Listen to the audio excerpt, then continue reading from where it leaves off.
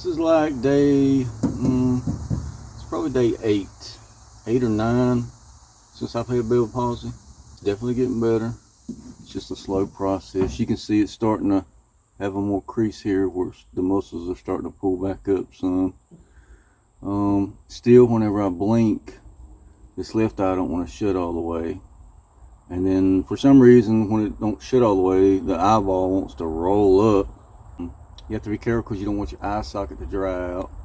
You can tell a big difference when I try to smile. So you don't, this side ain't going up yet. And yeah, it's rough, y'all. So if you know somebody that's got Bell palsy, they probably got a migraine since they've had it. Hard to sleep at night.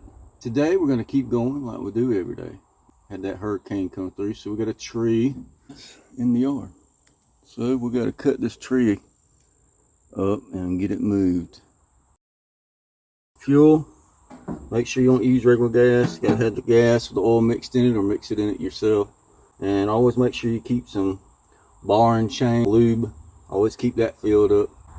Helps your blade last longer. Always shake it up a little bit.